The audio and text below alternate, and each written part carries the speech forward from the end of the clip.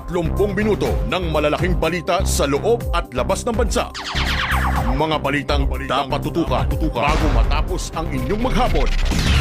Headline sa hapon.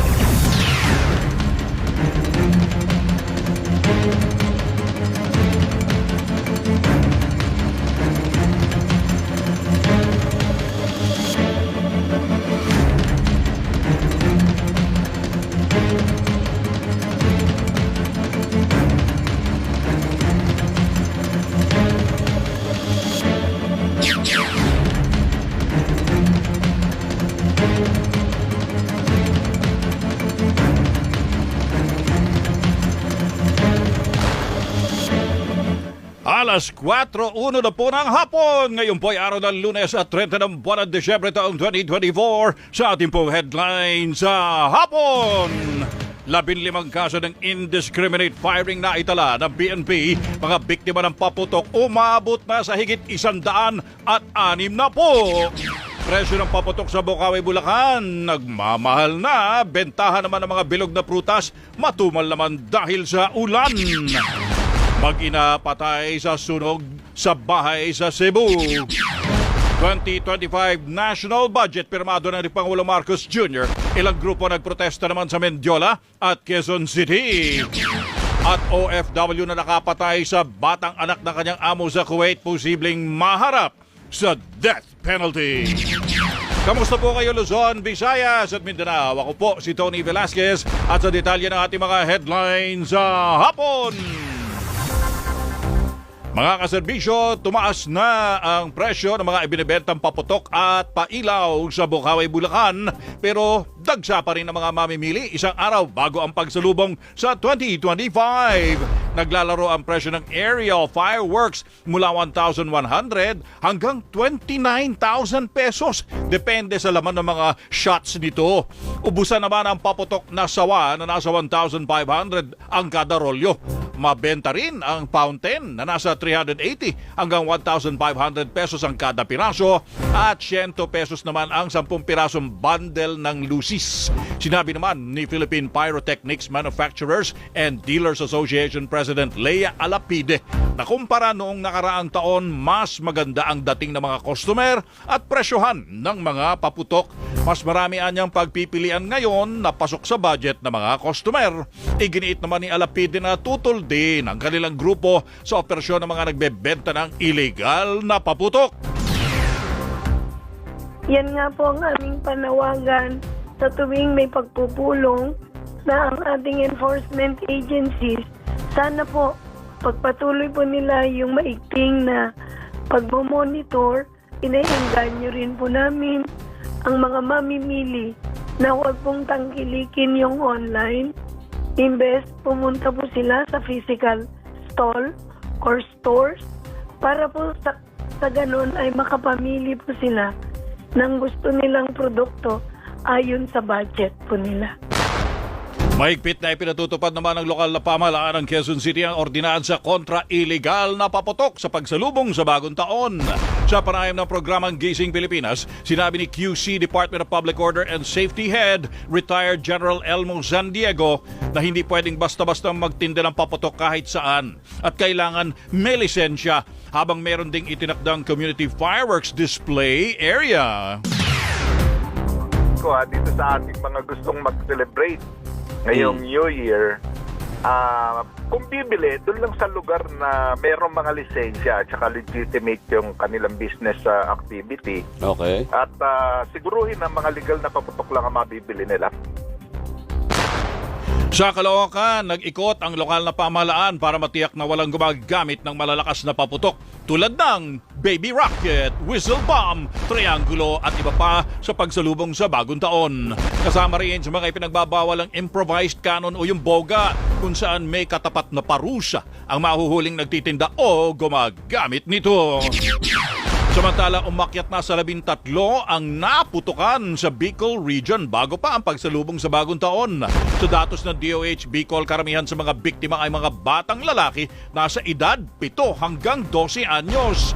Galing ang mga naputukan sa Camarines Sur, Albay, Camarines Norte at Legazpi City. Pangunahing sanhi ng pagkakasugat ang 5-star Whistle Bomb at Quitis.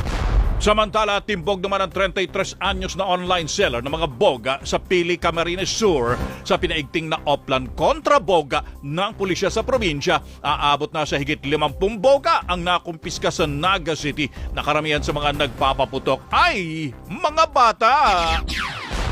Isang araw bago ang pagsalubong sa bagong taon, umabot na sa 163 firecracker-related injury ang naitala ng Department of Health. Mas mataas ito ng 44% kumpara noong isang taon. Sa panayam ng programang Kabayan, sinabi ni DOH spokesperson, Assistant Secretary Albert Domingo, siyam ang naputulan ng bahagi ng katawan habang marami rin ang nasugatan sa mata dahil sa pagputok na boga.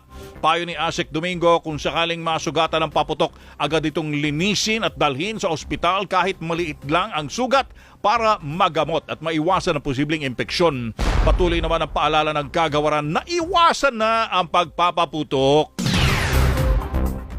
Huwag na po natin gawin. At saka hindi ho ito senyalis ng pagkalalaki, hindi ho ito parang pagsubok, hindi ho ito pangkatuwaan. Mga magulang, mga kuya, mga ate, mga tito at tita, huwag ho nating hayaan yung ating mga bata no, na paikot-ikot dyan, nababarkada, yung pala gumagawa na ng boga. Huwag ho nating gawin yan. Mag-supervise po tayo ng ating mga bata. Matumal pa rin ang bentahan ng mga paputok sa Divisoria, Maynila. Isang araw bago ang bisperas ng bagong taon. Nagbabalita at nagseserbisyo sa Maynila si Bert Dizon. Bert! Tony, ayon sa mga nagtitinda dito sa Divisoria, nananatiling matumal ang bentahan ng mga paputok ngayong araw. Isa kasi sa mga itinuturong dahilan ang manakanakang pag-ulan na nararanasan dito sa lugar. Karamihan sa mga nagtitinda dito ay walang ibinibentang mga iligal na paputok na siyang hinahanap-hanap ng mga mamimili. Nananatili pa rin mababa ang presyo ng mga paputok dito, kabilang ang Lucy na nasa 50 hanggang 100 piso, Sparkle na nasa 100 pesos per box, Sweeties na nasa 900 pesos per 100 pieces, Fountain na naglalaro sa 50 to 500 pesos depende sa klase, at 200 rounds ng sawa na nasa 200 pesos. Panawagan naman ng ilang mga nagtitinda dito na sa halip na maghanap ng mga ipinagbabawal na paputok, ay tangkilikin ang mas ligtas na mga pailaw sa kanilang mga ibinibenta. Serbisyo mo sa Divisoria, Maynila, Bert Dizon para sa Teleradyo Serbisyo at Radyo sa 630. Maraming salamat, Bert Dizon. Dala ng maulang panahon, tumumal ang bentahan ng paputok sa Antipolo, Rizal. Nagbabalita at nagseserbisyo mula sa Antipolo, si Tricia Lindo. Tricia! Tony, umaasa naman ang mga nagtitinda ng paputok na makakabawi na sila sa bentahan bukas. Siniguro rin naman nagtitinda na wala nang magiging galaw sa presyo ng kanilang tinda hanggang bukas bisperas ng bagong taon, kung saan naglalaro sa 150 hanggang higit 2,500 pesos ang presyuhan ng paputok rito depende sa klase. Ayon sa tinderong si Joher Omar, iba pa rin na nakikita ng mamimili ang binibili kaysa kung o-order lamang sila ng paputok online. Mas maganda kasi dito pupunta yung mga tao kasi sa online kasi minsan may scam, di ba? Kagandahan naman dito pagka dito bumili, kung halimbawa di pumutok, pwede nila sa uli. Pagka sa online kasi, pagka bumili ka, di mo naman maibabalik eh. Sinamantala naman ni Rod ang pagbili ng paputok ng mas maaga habang wala pang masyadong bumibili. Ngayon kami bumili kasi wala pa masyadong tao ngayon eh.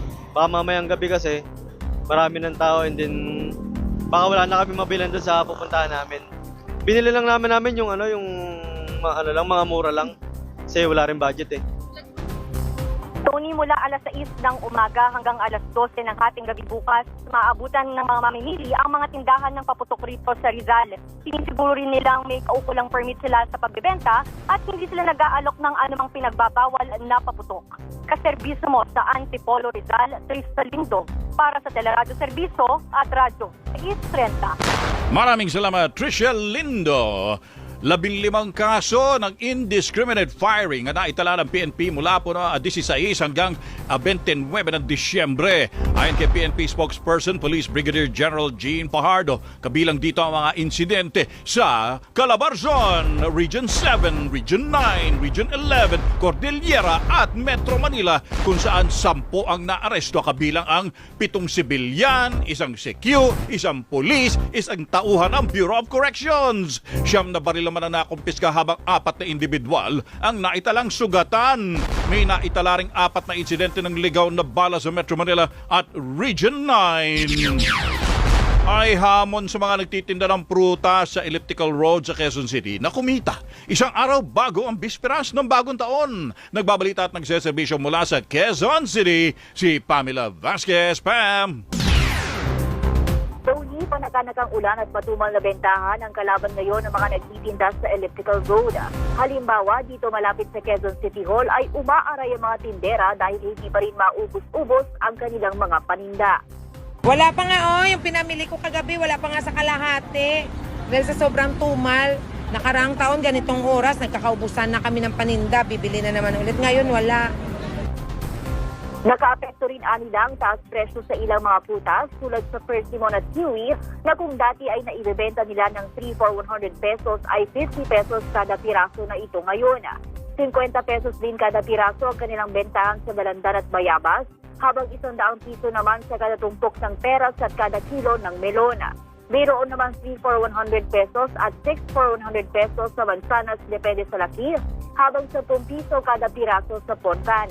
250 pesos naman sa kada kilo ng grapes at lansones. Para makatipid at makumpleto pa rin ang 100 ng mga prutas, diskarte na lamang din ang ilan sa mga kaserbisyo nating namili ngayong hapon. Diskarte namin, naghahati kami sa isang sa 100, hati kami para maparami din mabili namin. Kaserbisyo mo sa Quezon City, Pamela Vasquez para sa Teleradio Serbisyo at Radyo sa East 30. Maraming salamat, Pamela Vasquez. Sa iba pa nating mga balita, mga kaserbisyo na kukulangan ng dating opisyal ng gobyerno sa mga isinasagawang pagsusuri sa roadworthiness ng mga sasakyan sa harap ng naitalang pagdami ng mga aksidente sa kalsada ngayong taon. Sa panayam na programang Anong Take Mo, nananawagan si dating MMDA Chairman Tim Orbos na dapat nang masuportahan ang roadworthiness tests, lalo't isaan niya ito sa mga pangunahing sanhi ng mga malalagim na aksidente sa daan. Naniniwala rin si Orbos na dapat nang ipatupad ang no contact apprehension policy, pero iginiit na mas epektibo na may traffic enforcer sa mga lansangan. So maybe it's high time na talagang ibigay na sa atin yan, whether through private initiative or public funding, yung hinihingi ng batas na roadworthiness test ng mga sasakyan. And strict enforcement talaga itong mga enforcers na talagang tsagain nila na pagsabihan, multahan, tikita ng mga may violations. NCAP is just one side of the coin. Kailangan po talaga visible presence ng mga enforcers. Pinirmahan na ni Pangulo Marcos Jr. ang 2025 national budget. Ayon kay Finance Secretary Ralph Recto, nagkakahalaga na ng 6.326 trillion pesos ang inaprobahang pondo na mas mababa kumpara sa unang iminungkahi ng ehekutibo na 6.352 trillion pesos. Sa talumpati, kinumpirma ng Pangulo na tinapyasan ang budget matapos i-veto ang 194 billion pesos na halaga ng line items na hindi naaayon sa agenda ng kanyang administrasyon. Kabilang anya rito ang ilang line items sa DPWH at mga unprogrammed na pondong lumobo ng 300%. Samantala, sinabi ng Pangulo na hindi vinito ang Ayuda para sa Kapusang Kita Program o AKAP ng DSWD at sa halip ay ipatutupad ito sa ilalim ng conditional implementation para matiyak na tama ang paggamit ng pondong ito. Binatikos naman ng ilang militanteng grupo ang paglaan ng malaking pondo sa ilang ahensya sa ilalim ng nilagdaang 2025 national budget. Sa protesta sa Mendiola, iginiit ng Kabataan Party List na imbis na panatilihin ang budget ng Ayuda para sa Kapusang Kita Program, dapat iprioridad ng gobyerno ang aumento sa sahod ng mga manggagawa. Naniniwala ang grupo na gagamitin lang ng mga kandidato ang ipamimigay ng programa para sa vote buying. Para naman sa Gabriela Women's Party List, may problema ang pagtanggal ng subsidiya ng gobyerno sa PhilHealth na labag umano sa konstitusyon. Dagdag ng grupo, hindi issue kung aling ahensya ang nakatanggap ng mas maliit o mas malaking pondo, kundi ang mga programang tumutugon sa pangailangan ng bansa. Samantala, nagprotesta naman sa Jamboree Rotonda sa Tomas Morato, Quezon City ang ilang grupo para kondinahin ang pinirmahang national budget ni Pangulo Marcos Jr. Ayon sa buklura ng manggagawang Pilipino, Sanlakas, Partido Lakas ng Masa at iba pang progresibong grupo, hindi dapat tinanggal ang subsidy para sa PhilHealth na pwedeng magamit ng publiko. Inupakan din ng mga grupo ang ayuda sa Kapos ang Kita program na anilay isang halimbawa ng patronage politics. Posibleng maharap sa parusang kamatayan ang Pilipina na sinasabing nakapatay sa batang anak ng kanyang amo sa Kuwait. Sa panayam sa ABS-CBN News Channel, sinabi ni DFA Undersecretary for Migrant Affairs Eduardo De Vega na kinikilala ng Gulf State ang galit ng publiko sa nangyari. Pero pwede anyang isulong ng Pilipinas na mabigyan ng clemency ang OFW. Sinasabing umamin ng Pilipinas sa krimen na iniligay umano ang bata sa loob ng washing machine. Umaasa naman si De Vega na hindi makakaapekto ang nangyari sa reputasyon ng mga Filipino workers sa Kuwait na itinuturing na isolated incident. Nakakulong na ang Pilipina na pinaniniwalaang nakakaranas ng depression. Nasa kustodiya na ng Department of Social Welfare and Development ang 13 Pilipinang na biktima ng surrogacy scheme sa Cambodia na nakauwi na ng bansa matapos gawaran ng royal pardon ng gobyerno ng Cambodia. Sinabi sa programang Gising Pilipinas ni DFA Undersecretary for Migrant Affairs Eduardo De Vega na kinukuhanan na rin ng testimonya ang mga biktima para makasuhan ng mga nag-recruit sa kanila online na sinasabing isang grupo lamang. Umaapila naman muli ang pamahalaan sa mga Pilipina na wag nang pumatol sa mga surrogacy scheme. Nakikiusap ako, iusap ng pamahalaan sa ating mga kababayan, huwag nyo gawin itong surrogacy. Kakuha natin yung royal pardon, pero walang garantiya na mangyayari mo yan. Baka next time, pagkasuhan kayo, baka hindi na 2 years, baka 10 years na kayong ikukulong doon. Posible namang ipaampon ang sanggol ng 13 Pinay na nasagip sa surrogacy scheme sa Cambodia. Ito ay kung mapapatunayan walang kakayahan ang mga surrogate na palakihin ng maayos sa mga bata. Ayon kay Justice Undersecretary Nicholas Felix T., pumayag ang pamahalaan ng Cambodia na igawa ng royal pardon sa kondisyon na hindi ipagbibili ang mga bata. Sa 13 Pinay, 3 na ang nanganak habang may 10 pang buntis. Nanguna si Pangulo Marcos Jr. sa pag-alala sa ika-128 anibersaryo ng kabayanihan ni Gat Jose Rizal. Nag-alay ng bulaklak ang Pangulo sa bantayog ni Rizal sa Luneta. At sa kanyang mensahe, hinimok ang mga Pilipino na isabuhay ang mga bagay na pinahalagahan at isinulong ni Rizal tulad ng pagmamahal sa bansa at pagiging tapat sa katotohanan. Hinimok naman ni Vice Presidente Sara Duterte ang publiko na alalahanin ang katapangan ni Rizal. Sa kanyang mensahe, nanawagan ng Vice Presidente sa mga Pilipino na magsumika para sa mas makatarungan, pantay-pantay at tunay na malayang Pilipinas. Kasabay naman ang pagbabalik tanaw sa kabayanihan ni Dr. Jose Rizal. Inilunsad nitong Disyembre ang isang website kung saan maaari mong makausap umano si Dr. Jose Rizal. Hango ang website sa librong Conversations with Rizal ng kilalang voice artist na si Pacholo Gonzales na siya ring bumuo ng website. Ayon kay Gonzales, mahabang oras ang ginugol sa pagbuo ng website gamit ang Artificial Intelligence Program para maisalin ang aral at buhay ni Rizal. Umaasa si Gonzales na magiging paraan ang website para sa makabagong pamamaraan ng pagtuturo ng kasaysayan sa nahuhuling sistema ng edukasyon sa Pilipinas. Mga kaserbisyo, niyanig ng magnitude 5.6 na lindol ang Burgos, Ilocos Norte.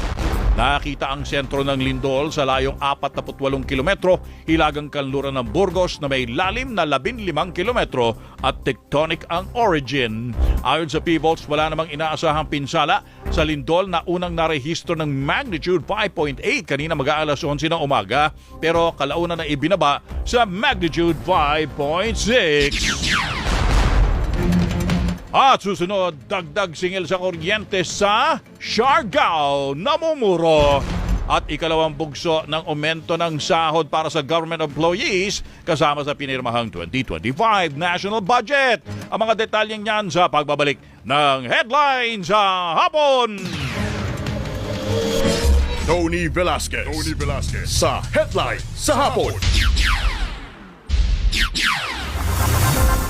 Alas 4:23 na po ng hapon. Tuloy-tuloy po tayo sa ating pagbabalita sa Headline sa Hapon. Kasama niyo pa rin, Tony Velasquez. Patay ang mag-ina matapos matrap sa nasusunog na bahay sa Tabogon, Cebu. Base sa investigasyon, gumamit umano ng kandila ang mag-ina dahil sa power interruption sa kanilang lugar, pero hindi napatay ang apoy nito bago sila natulog. Inabot ng mahigit 1 oras bago naapula ang sunog sa bahay na gawa sa light materials. Tinatayang aabot sa ₱250,000 ang halaga ng pinsala. Dead on the spot ng magsasaka matapos tambangan ng dalawang hindi pa nakikilalang suspect sa Pualas, Lanao del Sur. Magkaangkas umano sa motorsiklo ang dalawang suspect na bumaril sa biktima na nagtamo ng tama ng bala sa iba-ibang bahagi ng katawan na agad niyang ikinamatay. Sinasabing matagal nang pabalik-balik sa tindahan ng biktima ang mga suspect. Gate naman ng kaanak ng biktima, may kinalaman sa politika ang pagpatay dahil kabilang ang magsasaka sa mga naghain ng petisyon laban sa mga flying boater umano sa kanilang lugar. Pasintabi naman mga kaserbisyo sa sensitibong balitang ito. Sinampahan na ng kasong statutory rape ang 4 na suspect sa panghahalay sa isang dalagita sa Oslob, Cebu. Sa sinumpaang salaysay ng 3 testigo, itinuro ang 2 magkapatid at 2 kaibigan nito bilang suspect sa krimen. Nilinaw naman ng pulisya na hindi 13 lalaki ang humalay sa biktima at taliwas sa mga unang balita na lumabas. Ilalabas ang resulta ng autopsy ng biktima ngayong linggo. Sa mga kaserbisyo natin sa Siargao, asahan ang dagdag singil sa kuryente kasunod ng pagpapanatili ng 16 megawatt genset bilang alternatibong mapagkukunan ng supply. Ayon kay Siarelco General Manager Sergio Dagook, tataas ang taripa ng kuryente dahil kailangan bayaran ang genset kahit na hindi ito ginagamit. Base na rin sa pangangailangan ng probinsya. Idinulog na rin niya ito sa Department of Energy para magkaroon ng budget at hindi na ipasa ang gastos sa mga customer ng Siarelco. Patuloy pa rin naman niya ang pagsisikap na magkaroon ng bagong submarine cable. Bentahan ng mga prutas sa NEPA Q-Mart para sa bagong taon, matumal pa rin. Nagbabalita at nagseserbisyo mula sa Quezon City, si Gabriel Gonzalez. Gab! Tony, isang araw bago ang salubong sa bagong taon, matumal pa rin ang bentahan ng mga prutas dito sa NEPA Q-Mart. Ayon sa tindero ng prutas na si Romulo Bautista, natatalo na sila ng mga nagtitinda ng prutas online at mga sumusulpot na seasonal vendors. Hindi rin umano nila kayang isustain ang online selling dahil sa kakulangan ng mga tao. Samantala, asahan naman ng mga bibili last minute ang pagtaas ng presyo ng mga prutas mamayang gabi hanggang bukas ng tanghali. Sa ngayon, ang presyo ng ilang bilog na prutas tulad ng orange ay 35 pesos per piece. Ang pongkan ay 15 pesos per piece. Ang Fuji apple ay 35 pesos at ang peras naman ay 30 pesos. Kaserbisyo mo sa Quezon City, Gabriel Gonzalez, para sa Teleradyo Serbisyo at Radyo 630. Maraming salamat, Gab! Tinatayang 7,700 mga persons deprived of liberty ang pinalaya ngayong taon. Ayon kay Bucor Director General Gregorio Katapang Jr., higit 600 dito ang nakakumpleto ng kanilang sentensya, habang 109 naman ang ginawaran ng parole. Dagdag ni Katapang, hindi bababa sa 1,000 PDL ang pinalaya mula pa noong Nobyembre 26. Samantala, nilinaw ng Bucor na sa 2025 pa magsisimula ang pagpapalaya sa mga PDL na pasok sa Good Conduct Time Allowance dahil sa effectivity clause ng mga inamyendahang patakaran sa Revised Penal Code. At abangan, dating US President Jimmy Carter pumanaw na. Yan at iba pa mga headline abroad sa pagbabalik ng Headline sa Hapon. Tony Velasquez sa Headline sa Hapon. Headline Abroad. Sa ating headline abroad, iniutos ni South Korean Acting President Choi Sang-mok ang emergency safety inspection ng buong airline operation system. Kasunod nga na Jeju airplane crash na ikinamatay ng 179. Patuloy ang pagtukoy sa pagkakakilanlan ng mga labi at sa sanhi ng itinuturing na pinakamalagim na trahedya sa ere ng South Korea. Sa iba pang headline abroad, pumanaw na sa edad na 100 si dating US President Jimmy Carter sa kanyang bahay sa Plains, Georgia. Nagpaabot ng pakikiramay ang mga iba pang leader sa buong mundo, kabilang na si Pangulong Marcos Jr. na inalala ang pagiging makatao ni Carter. Ay, good news mga kaserbisyo ha, kasado na ang pondo para sa ikalawang bugso ng aumento ng sahod sa susunod na taon para sa halos 2 milyong kawani ng gobyerno. Ayon sa House Committee on Civil Service and Professional Regulation, sa ilalim ng nilagdaang 2025 national budget, tinatayang 1.757 trillion pesos ang alokasyon para sa personnel services kasama na ang para sa dagdag sahod. At yan ang mga headlines sa hapon. Tuloy-tuloy niyo po kami napapanood sa Teleradyo Serbisyo at napapakinggan sa Radyo 630. Hanggang bukas. Kung makikita po tayo ha. Ako po, si Tony Velasquez, bumabati na po ng maligayang bagong taon sa inyo, mga kaserbisyo. Tony Velasquez sa Headline sa Hapon.